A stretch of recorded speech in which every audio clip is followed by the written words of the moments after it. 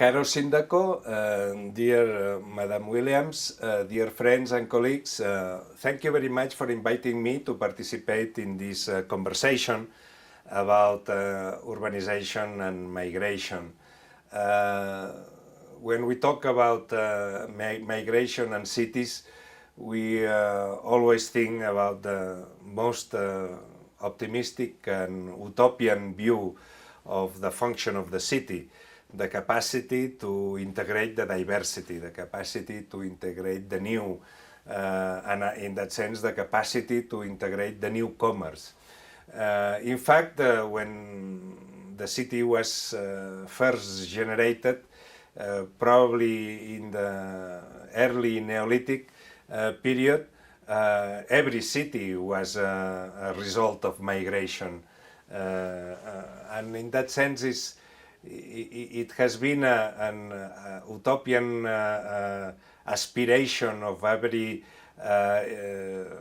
city to become a place of confidentiality. The question is that now in the 21st century we are facing our own challenges on managing the reality. And the reality that we are faced to is that we are in an economic system where although it's through the globalization and the internationalization of trade, it's helping a lot of people to come out of absolute poverty. At the same time, we are witnessing an economic model that is increasing the inequalities in our citizens. And of course, the increase of inequality, especially the increase of inequalities in the contemporary city, it's tensioning the relationship between our citizens. And in that sense, this is an additional challenge to the function of the model city, its capacity to integrate. The welfare state has generated in the 20th century a social ideal of increased well-being of the majority, the overall majority of everybody, in fact, in the city. And that was an idea that was advancing the possibility of a city that really could realize finally the utopian aspiration of the integration of the different. But in the last 30 years, we have seen that the increase of inequalities in our cities and also the increased demand of migrants to be integrated in the city coincide at the same point. Increase of inequality, more demand for integration of migrants. That it presents a huge burden in the management of our cities. And I think that it's our duty to keep hoping and working for the utopian model of the city that is able to integrate. I think that we cannot abandon this dream. And even if temporarily it seems that there's a kind of difficulty in continuing in the advances of the welfare state, we cannot abandon the ideal of the city that it's able to integrate. I don't want, in fact, to live in a city where the last tendencies that we have seen due to the increase of inequalities are petrified. One of the symptoms of the increased inequalities is the proliferation in most of the world cities of gated communities.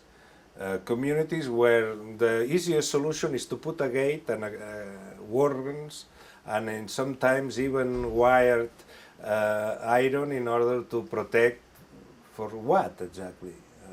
And this is a very important question mark.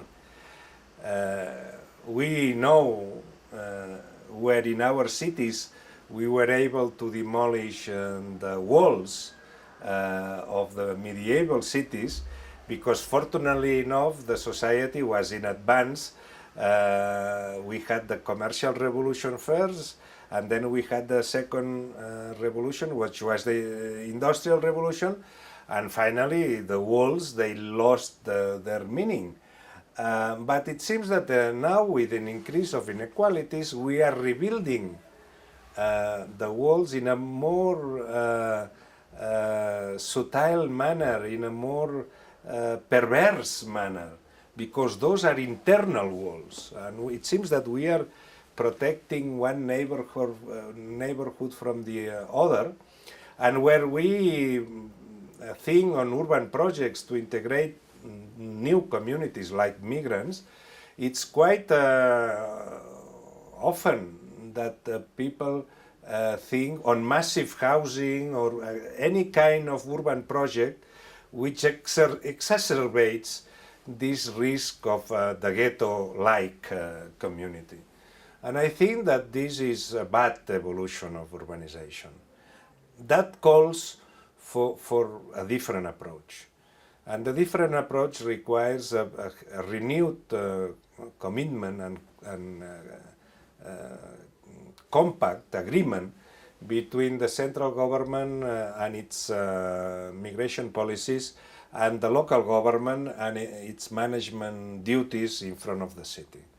There's a neat commitment that should include financing, by the way, because I think that cities are too important for our cultures to be challenged without specifically addressing the consequences of those challenges. You know, the city is too important in order to stabilize our capacity of integration, in order to be challenged with more and more requests without adequate resources. And then that requires, I think, a deeper revision of the status quo of urbanization, and it's also its duties in terms of helping migrants to integrate. The city is the fabric of confidentiality. It's the way where the people learn most of the main concepts of integration, and also it practices them in the most rapid manner. And then we cannot lose this fantastic social asset, which is the convivial city. But that can't be done just because it's an obligation of the mayor or of the city council alone. That requires a national pact, that requires a very deep conversation between all the actors which intervene in the process. I have seen many mayors doing, huge efforts and exemplary efforts in integration, but apart from this kind of fantastic examples of sacrifice even, we need to be perhaps more systematic in our approach and more, more rational in order to understand that migrations are here to stay, because apart from the migrations that come from the human conflict, war mainly, then we also have the economic migrants, we have the climate change migrants, and probably the modern economy, it's going to be living together with the increase of migrations. And this is not especially bad. I think that it should be used as one element more of the current management, natural management of our cities.